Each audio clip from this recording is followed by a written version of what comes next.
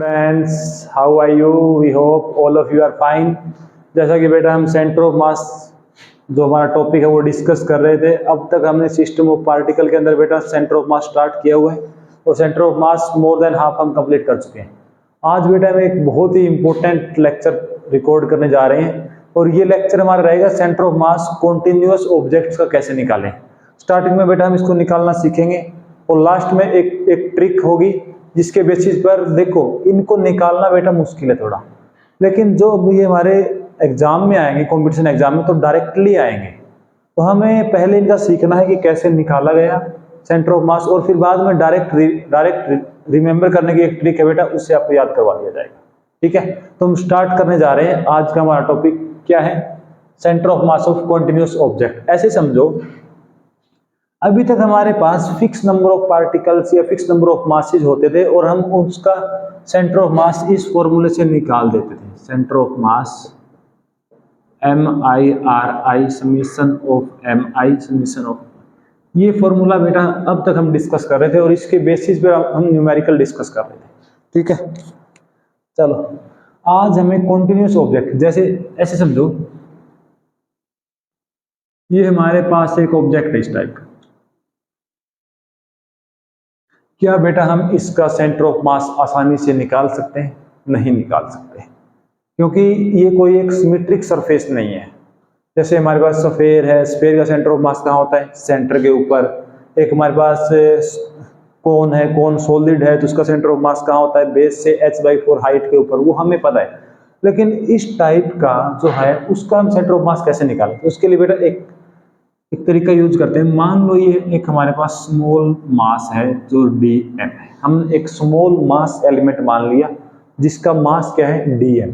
और ये बेटा यहाँ से कितना दूर है? इसका पोजीशन वेक्टर हम ड्रॉ कर देते हैं r वेक्टर। और अब हम एज्यूम कर लेते हैं कि जो इसका सेंटर ऑफ मास आएगा यहाँ कहीं आएगा। तो ये हमारा सेंटर ऑफ मास है, सेंटर ऑफ मास, और इसका बेटा पोजीशन वेक्टर क्या हो जाएगा? r से। देखो इसके अंदर ये समीशन, एक तो बेटा समीशन होता है और एक इंटीग्रेशन होता है।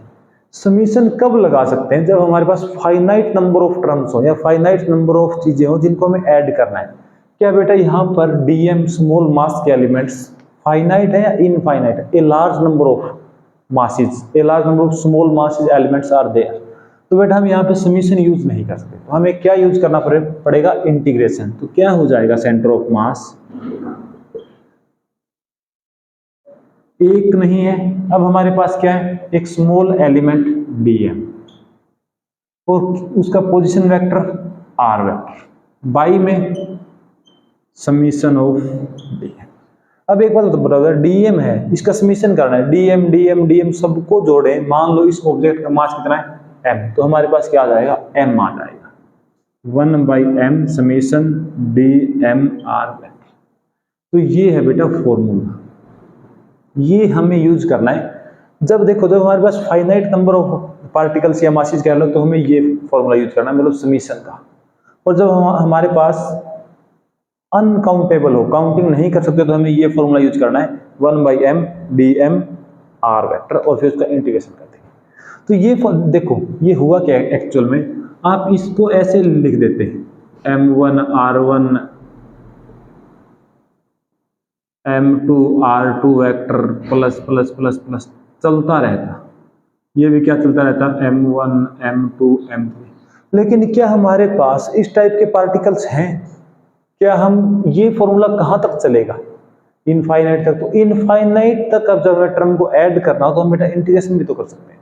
तो हम क्या यूज कर रहे हैं? ये फॉर्मूला। मीन्स अब हमें जो सेंटर ऑफ मास का फॉर्मूला यूज करना है 1/m dm r।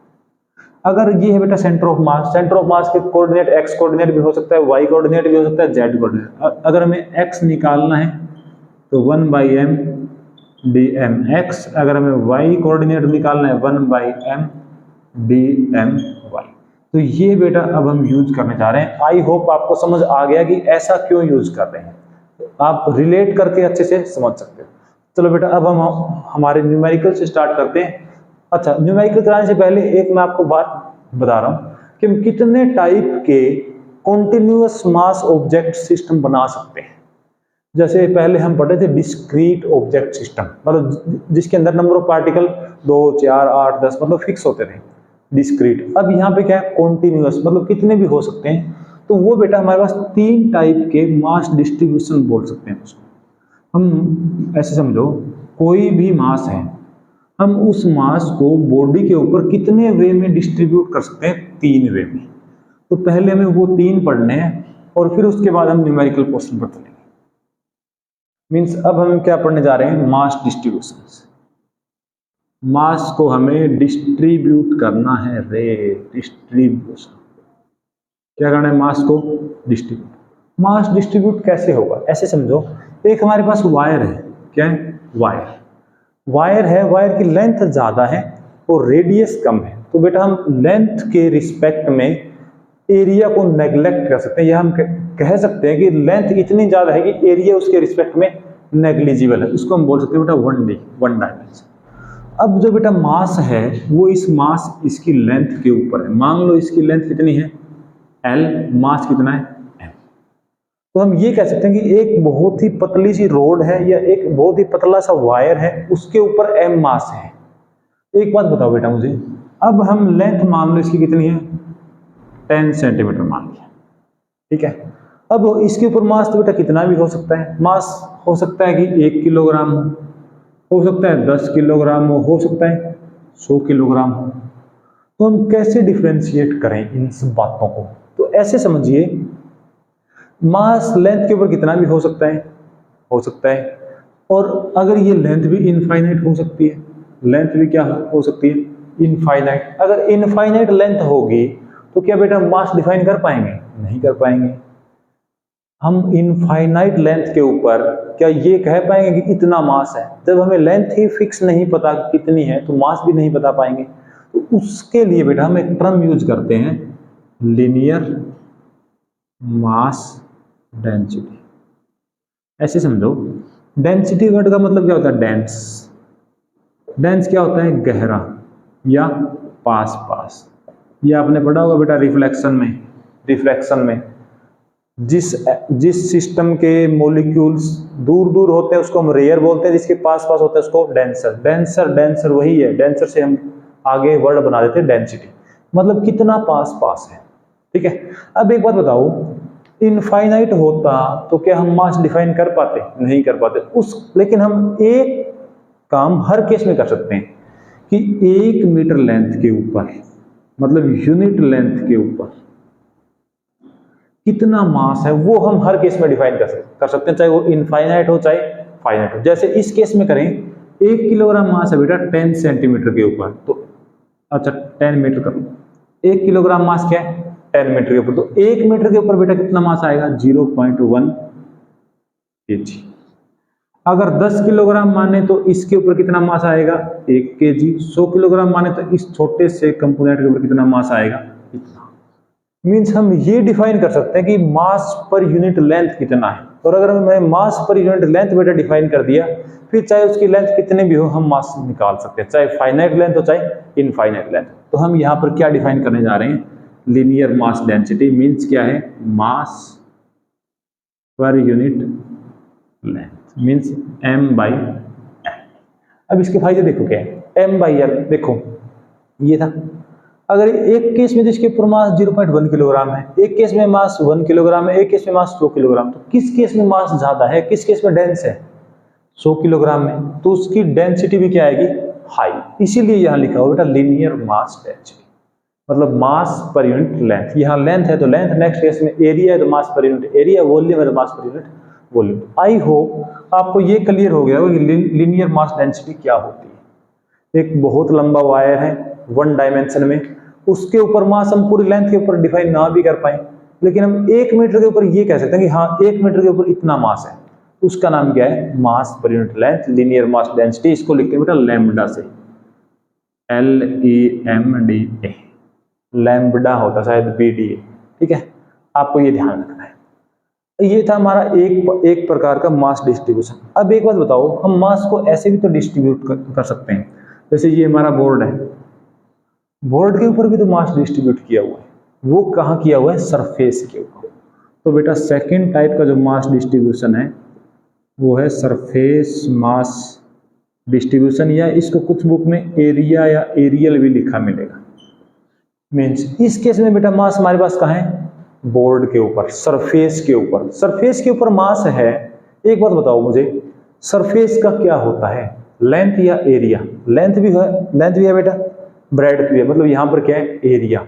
अगर ये बोर्ड इनफाइनाइट लेंथ का हो तो क्या मैं इसके ऊपर मास डिफाइन कर पाएंगे? नहीं कर पाएंगे। लेकिन हम ये जरूर बता सकते हैं कि 1 मीटर साइड मतलब 1 मीटर स्क्वायर एरिया, इसके अंदर कितना मास भरा हुआ है, ये हम हर केस में डिस्कस कर सकते हैं। इसको बोलेंगे बेटा मास पर यूनिट एरिया। क्या बोलेंगे? मास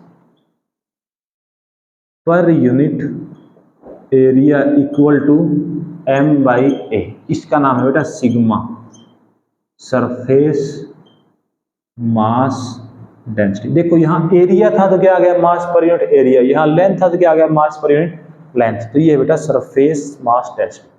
देखो है क्या, इस कंप्लीट के ऊपर मास है, हमें नहीं पता कि मास कम है या ज्यादा है, कितना पास पास। लेकिन अगर हम 1 मीटर के साथ कंपैरिजन करें तो 1 मीटर में अगर मास कम है तो डेंसिटी कम है, 1 मीटर में मास ज्यादा है तो डेंसिटी ज्यादा है, इसलिए इसके नाम के पीछे बेटा डेंसिटी लगा हुआ है। आई होप आपको क्लियर हुआ होगा। या आप एक फुटबॉल के एग्जांपल से इसको और आसानी से समझ सकते हैं। मान लो ये फुटबॉल है, फुटबॉल के अंदर बेटा मास होता है, फुटबॉल का सरफेस है, सरफेस पे उसका मास है, उसका सेंटर ऑफ मास कहाँ आएगा, सेंटर पे। अगर मैं इसकी बात करूं तो इसमें बेटा मास कहाँ डिस्ट्रीब्यूट है, उसके सरफेस के ऊपर। और आपने सरफेस के ऊपर देखा भी होगा, इस टाइप के पेंटागन शायद बने होते हैं, पेंटागन है ना, हाँ इस टाइप का पेंटागन बना होता है। अगर मैं ये कह दूं कि इस एक पेंटागन का एरिया 1 मीटर स्क्वायर है तो कुछ मास बेटा इसके अंदर भी आएगा। उस मास का नाम क्या है, सरफेस मास डेंसिटी, मतलब मास पर यूनिट एरिया। चलो आई होप आपको समझ आया होगा। अब बेटा हम जल्दी से एक और करते हैं, तीसरा टाइप मास डिस्ट्रीब्यूशन का। अच्छा इसको बोलते हैं बेटा सिग्मा, इस वर्ड को क्या बोलते हैं, sigma. Sigma is called as surface mass density. अब बेटा हम थोड़ा और आगे चल रहे हैं, और आगे चल के हम ये देखना चाह रहे हैं कि हमने मास को लाइन के ऊपर रख दिया, सरफेस के अंदर रख दिया। अब एक बात बताओ, अगर मैं उसको वॉल्यूम में डाल दूं, जो हमारी फुटबॉल थी उस फुटबॉल को अंदर से भर दें किसी भी मटेरियल से, तो मास कहाँ है, उसके वॉल्यूम में। उस टाइप का जो मास डिस्ट्रीब्यूशन है वो क्या है, वॉल्यूम मास डिस्ट्रीब्यूशन। मीन्स ये हमारे पास फुटबॉल थी, इसको हमने अंदर से भर दिया, बेटा मास कहाँ है, इसके वॉल्यूम में, इसलिए इसका नाम क्या है, मान लो m मास है और v वॉल्यूम है।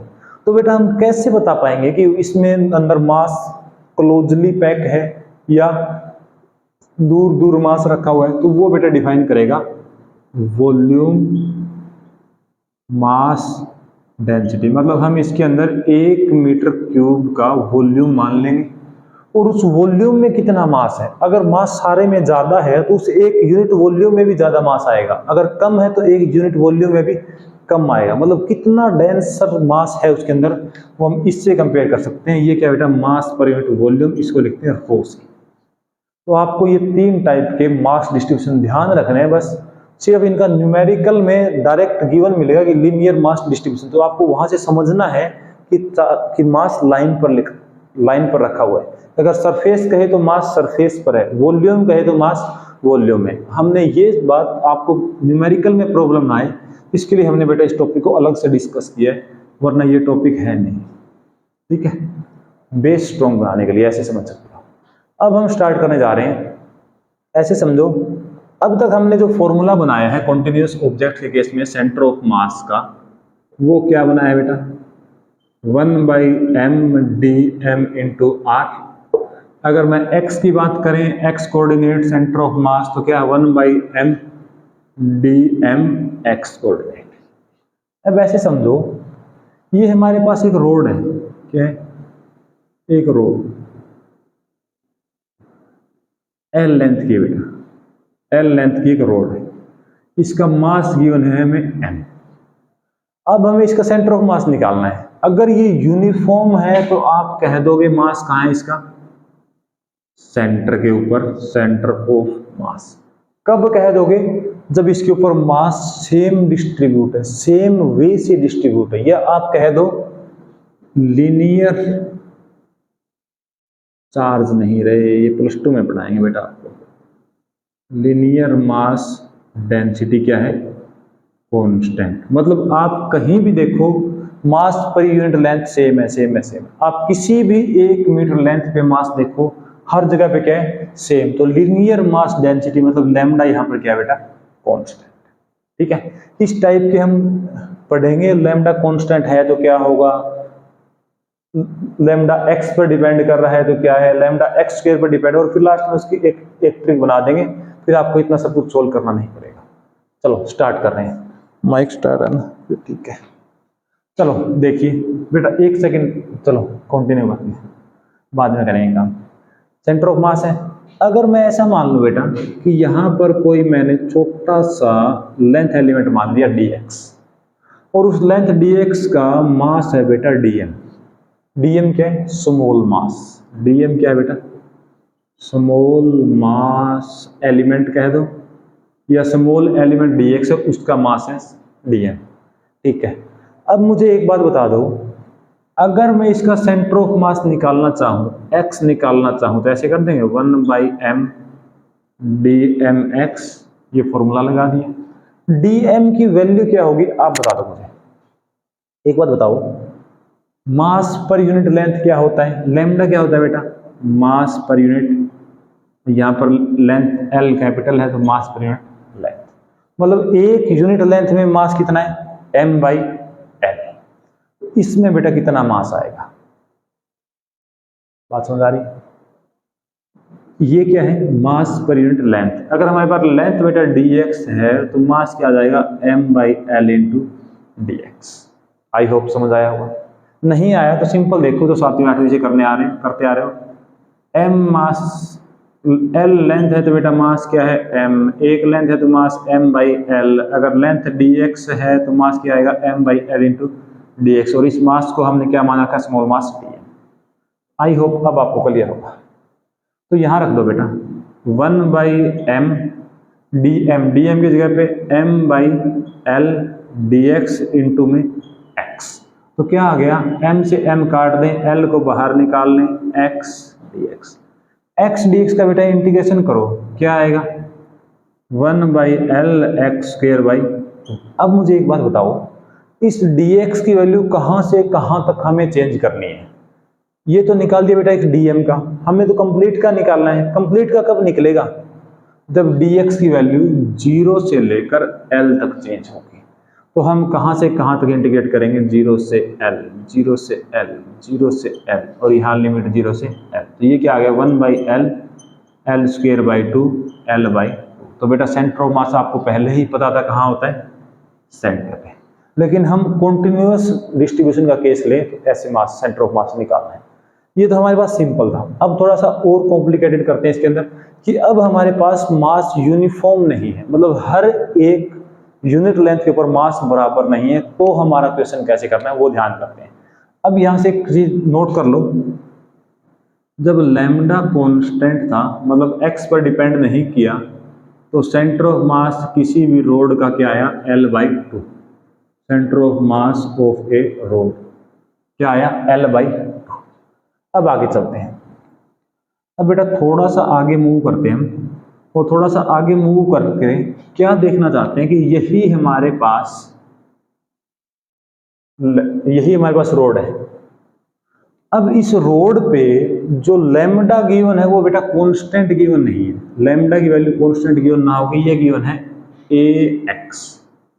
क्या गिवन है? ax। मतलब क्या है कि जब x की वैल्यू 0 है तो मास 0 है। जैसे जैसे x की वैल्यू बढ़ रही है, x यहाँ कुछ हो रहा है, यहाँ कुछ हो रहा है, तो उसके ऊपर मास भी कॉन्टिन्यूसली बढ़ता जा रहा है। मतलब स्टार्टिंग में बिल्कुल पॉइंट है, लास्ट में ऐसे ऐसे मास बढ़ता जा रहा है। तो उस रोड का सेंटर ऑफ मास कैसे निकाला जाएगा, ये हमारा टास्क है। मतलब यहां पर लैम्डा की वैल्यू हमें क्या गिवन है? ax। ठीक है, अब ax है बेटा, तो हमें मास थोड़ी पता है कितना है, क्योंकि लैम्डा गिवन है। अब यहां पर हम dm को क्या लिखेंगे? सबसे पहले ये बताओ dm को क्या लिखेंगे? डीएम है क्या बेटा? dx लेंथ का मास, एक लेंथ का मास क्या होता है? Lambda by L. dx length का मास है, यहाँ dx कर देते हैं। लैम्डा, लैम्डा की वैल्यू पुट करो, ax dx बाई में l। आई होप क्लियर होगा। अब आप इसको यहाँ रखो बेटा, 1/m 0 से l, dm क्या है? ax dx बाई में l, और साथ में एक x यहाँ पर, ax dx बेटा dm की वैल्यू, dm की वैल्यू क्या चाहिए? एक यूनिट लेंथ के ऊपर मास इनटू में लेंथ है कितनी? dx। अब यहां से एक चीज देखो आप, l बाहर निकल जाएगा, a बाहर निकल जाएगा, a बाई एम एल बाहर आ गया, क्या बच गया? 0 से l x स्क्वेयर dx। इसको हम सोल्व करें तो a by M L, X square क्या है? एक्स स्क्वेयर है हमारे पास, एक्स स्क्वेयर का इंटीग्रेशन करेंगे एक्स क्यूब बाई 3, एक बार लिमिट 0 एक बार l, तो क्या आ गया? a by M L, L cube by में 3। इतना मास है। इतना क्या है? सेंटर ऑफ मास के कोऑर्डिनेट ये आए हैं। क्या बेटा ये सही किया है हमने? अब आप देखो थोड़ा सा, m की वैल्यू क्या आएगी? dm ये है, dm क्या है? ax dx। ठीक है, अब मुझे ये बता दो, सही किया है? कहीं ना कहीं गलती हुई है। गलती कहां हुई है? लैम्डा क्या था? m by L. तो एक यूनिट लेंथ का मास क्या आएगा? m बाई एल, या उसको हम सिर्फ लैम्डा लिखेंगे, lambda by L. Sorry for this silly mistake, हमें क्या करना है बेटा? लैम्डा dx, क्योंकि लैम्डा क्या है? एक यूनिट लेंथ का मास। तो हम यहाँ पे थोड़ी सी गलती कर गए थे, थोड़ी सी गलती यहाँ भी हुई है, हर जगह हुई है, माफ करो यार। आगे चलते हैं, ये आ गया। अब मुझे ये बताओ, टोटल मास क्या होगा? डीएम मास क्या है? इतना। टोटल मास मैं निकालूं तो इंटीग्रेशन कर दूं डीएम का, कहां से कहां तक? 0 से लेकर एल लेंथ तक। तो ए एक्स डी एक्स कहां से कहां? 0 से एल, तो ए एक्स स्क्वेयर बाई 2 यानी ए एल स्क्वेयर बाई, इतना मास है बेटा टोटल। क्योंकि टोटल मास कांस्टेंट नहीं है, यहाँ x 0 है तो 0, यहाँ a स्क्वेयर, मास बेटा कॉन्टिन्यूसली चेंज हो रहा है, क्योंकि लीनियर मास डेंसिटी कांस्टेंट नहीं है। अब देखो m की जगह क्या लिखेंगे? A L square into 2 L cube by 3, L square से एल, ए से ए, तो क्या आ गया? 2l by 3। तो ये है बेटा centre of mass. Mean centre of mass कहाँ आएगा? इस साइड आएगा, और कितना आएगा? 2l by 3 distance. I hope समझ आया होगा। ठीक है, इसमें आपको थोड़ी कंफ्यूजन हो रही है, क्या हो रही है? क्योंकि मास डायरेक्ट गिवन नहीं है। पिछले वाले में एक रोड का मास m गिवन था, अब इसमें मास ना गिवन करके ये कहा कि लैम्डा की वैल्यू हर एक पॉइंट पर चेंज हो रही है, तो आपको टोटल मास खुद निकालना पड़ेगा। ठीक है, अब जब हमारे पास बेटा लैम्डा क्या आया? ax, तो हमारे पास सेंटर ऑफ मास क्या आया? 2l by 3। तो हम यहां से एक ट्रिक बना सकते हैं, और वो ट्रिक हमारी क्या रहेगी? जैसे हमने देखा, दो केस बेटा हमने स्टडी किए, अलग से बना देते हैं।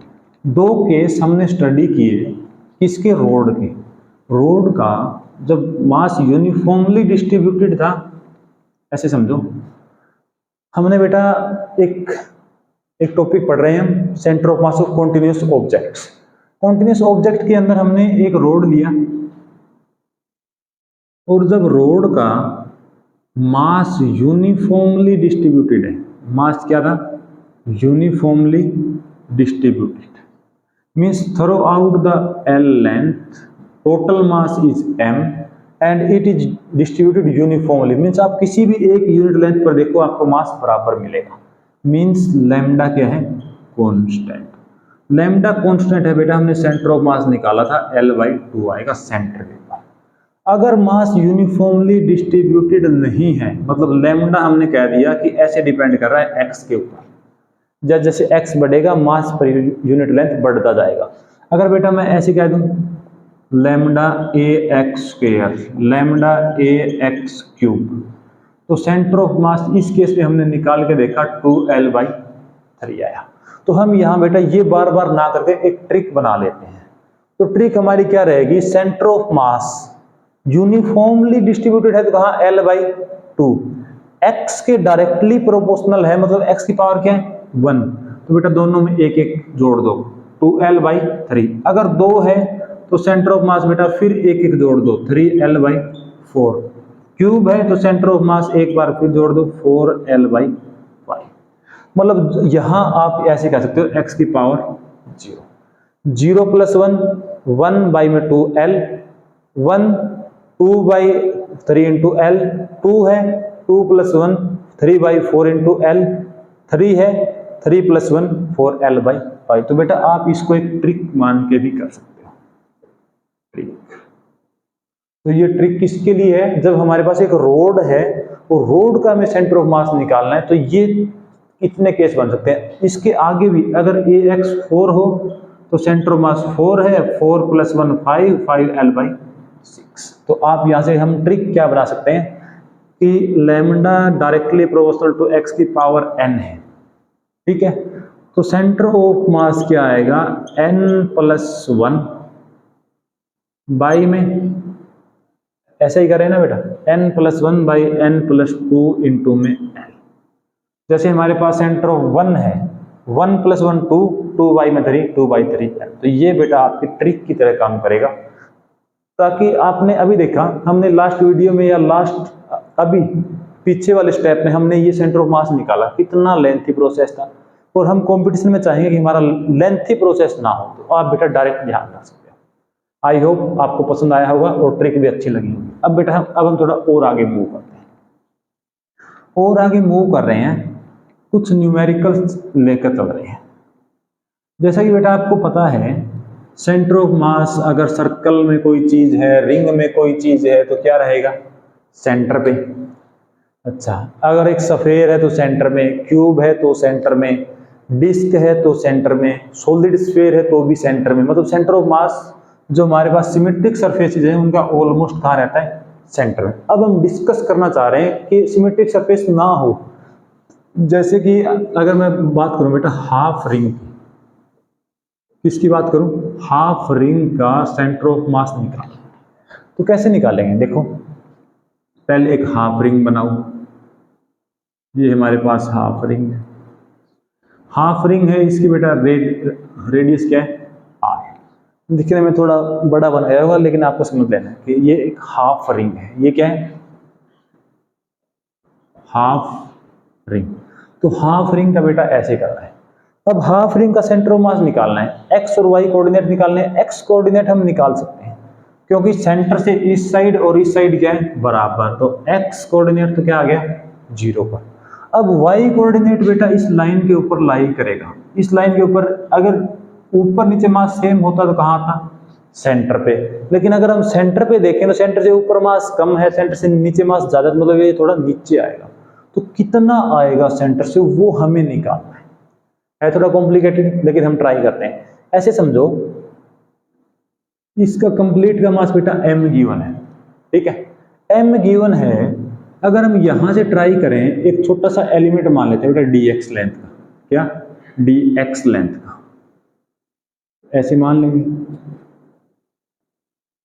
ये क्या है dx। हमें कौन सा कोऑर्डिनेट निकालना है y कोऑर्डिनेट, तो हम ये मान लेते हैं ये हमारा क्या y, क्योंकि x तो हमारे पास है। तो बेटा यहां से ये एंगल मान लेते हैं कितना है थीटा। अगर ये थीटा एंगल है तो ये एंगल क्या होगा बेटा स्मॉल सा एंगल d थीटा। ये क्या है रेडियस, तो आर्क क्या होती है रेडियस इंटू में एंगल, मतलब dx हमारा क्या आ गया r d थीटा। मींस जो ये छोटा सा पार्ट है ये क्या है r d थीटा। तो क्या बेटा हम इस छोटे से पार्ट का मास निकाल सकते हैं, निकाल सकते हैं। ऐसे समझो m मास कहाँ है, हाँ सरकमफ्रेंस, और सरकमफ्रेंस कंप्लीट होता तो 2 पाई आर, यहाँ सरकमफ्रेंस कितना है पाई आर, मतलब पाई आर सरकमफ्रेंस है तो मास कितना है m ऐसे। और हमारे पास लेंथ है कितनी dx, ऐसे करो इसको, m मास कहाँ है, पाई r लेंथ के ऊपर, 1 के ऊपर पाई r बाई m, dx के ऊपर इंटू में dx, ऐसे किया है बेटा मैंने, ठीक है। dx है क्या, r d थीटा, ना ना ना ना ना ना ना ना, उल्टा कर दिया है ना, गलती कर दी भाई, कहाँ गलती कर दी, यहाँ गलती कर दी।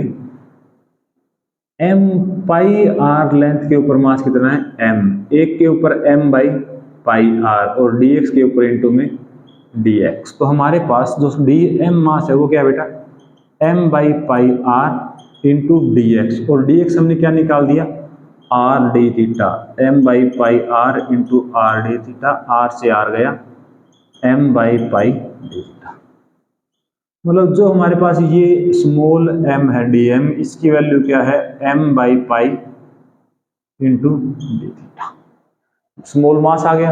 अब अगर हम बेटा y कोऑर्डिनेट निकाल लें तो क्या आएगा, 1 by m total mass into D M into Y, 1 by m हमारे पास है, डी एम हमने निकाल दिया, m by pi D theta, m से m काटो, y क्या आएगा।